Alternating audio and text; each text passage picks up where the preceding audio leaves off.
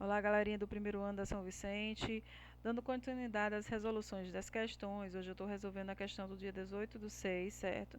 Então peço para quem não fez as atividades começar a fazer, quem fez corrigir, certo? Conferir se está certo. Bom, a primeira questão fala sobre as coordenadas de um ponto. Vejam só, eu tenho um ponto P qualquer, localizada num plano cartesiano.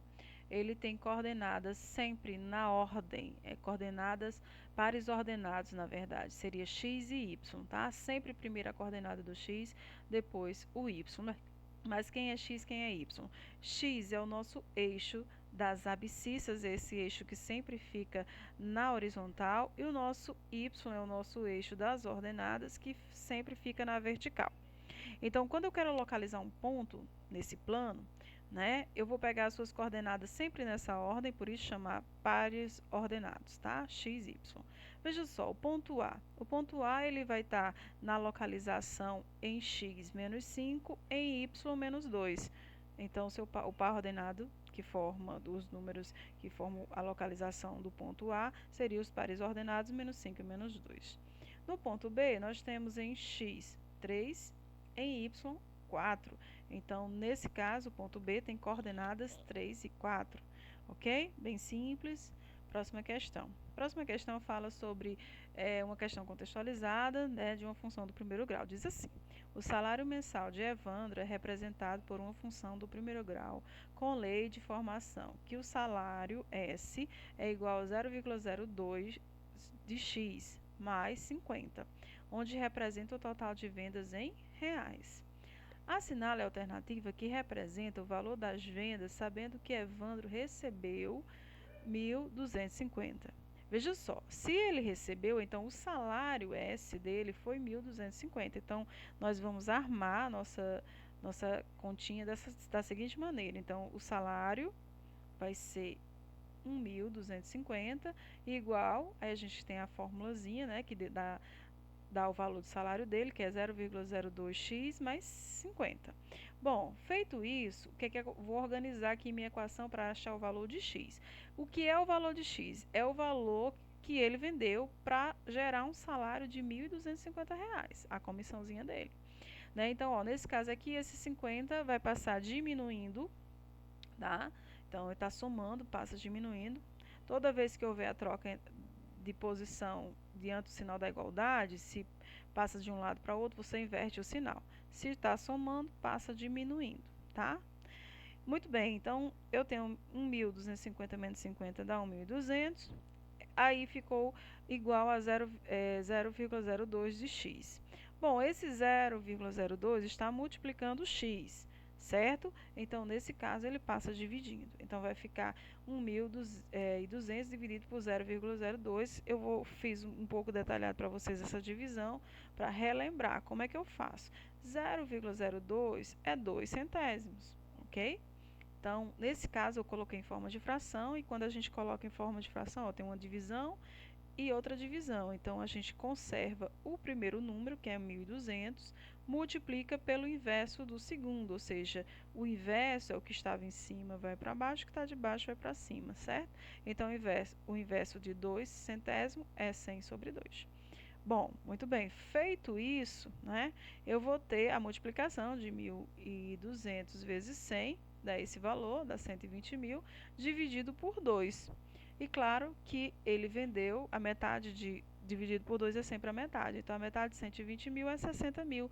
Então, para Evandro conseguir um salário de R$ 1.250, ele teve que vender 60 mil. Então, nossa alternativa correta, letra E. Próxima questão é a questão número 3. Ele pede para que você assinale a alternativa que representa o gráfico da função do primeiro grau.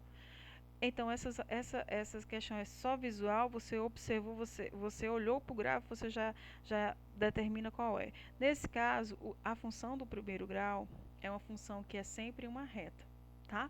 Então, um gráfico que for uma reta, é do primeiro grau. Ah, existe outros gráficos do segundo? Existe. O do segundo grau é sempre uma parábola, a gente ainda vai estudar eles, tá bom? Então, na alternativa que mostra que temos uma reta, seria a segunda alternativa, e a quarta, né? Então, alternativa D gráfico 2 e 4. Próxima questão, nós vamos determinar os zeros das funções e classificar se a função é crescente ou decrescente, deixando bem claro que uma função crescente, eu aí agora vou trabalhar com vocês o seguinte, quando nós estamos trabalhando uma função do primeiro grau, ele tem essa estrutura, certo? O f de x, tá? Ele é igual, o f de x ou y, né, tanto faz, ele é igual a A, que é um valor, é um número ligado a x, mais um valor numérico qualquer, tá? O B. Tem essa estrutura aqui. Então, toda vez que A for maior do que zero, certo? Ele é uma função crescente, tá? Ela cresce, função crescente. Toda vez que o A for menor que zero, ou seja, for um A negativo, então ela é uma função decrescente. Nesse caso da letra A, nós temos a função, o 2 é um número positivo, então ela é crescente, tá? Crescente. Se aqui na letra B, o menos 3 é um número negativo, então ela é uma função decrescente, ok? Simples assim, só para classificar. Bom, mas eu não quero só a classificação, né? Eu vou querer também a resolução, o zero das funções. O que é o zero da função? Nós temos a letra A, o zero da função é quando eu substituo aqui no y, né? Coloco zero e eu quero saber o valor que x assume que zera essa função. Então, nesse caso, nós vamos ter zero, substitui, né? Então, esse menos 4 passou positivo, ficou 4 é igual a 2x. Qual o número que eu multiplico por 2x? Por 2, que dá 4, então é o próprio 2. Mas o que é que eu fiz aqui? Eu passei, estava multiplicando, passei dividindo, então 4 dividido por 2 é o próprio 2, né? Então, x é igual a 2. Quando você vai observar que você substitui, ó, aqui o f de x, que pode ser também escrito como y, né? Se eu tenho 2, qual é o valor do meu x? É 2. Então, 2 vezes 2, 4. Menos 4, 0. Certo? Isso aqui é igual a zero, tá bom? Então, isso aqui seria o zero da função, seria minha raiz, né? Então, toda vez que eu quiser saber o zero da função, quiser a solução ou as raízes, é só substituir aqui o f de x ou y por zero. Próxima questão, a letra B, ficou aqui em cima, né? Deixa eu ver se eu consigo apagar para vocês, borracha, certo? Então, ó, muito bem. Nesse caso aqui, vejam só.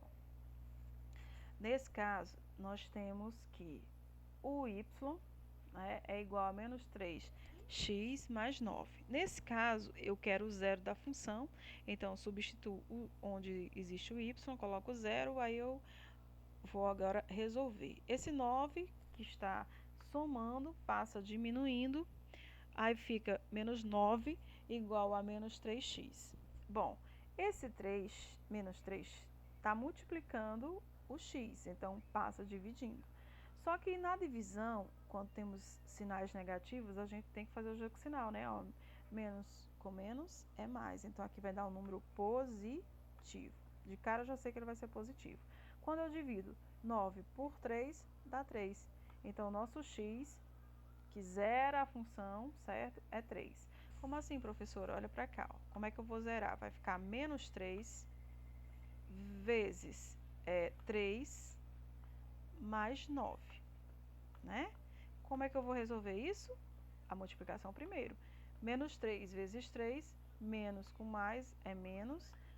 3 vezes 3, 9. E menos 9 mais 9 é 0, ok? Então, nesse caso, o número que zera essa função aqui, o x, ele assume o valor de 3, ok?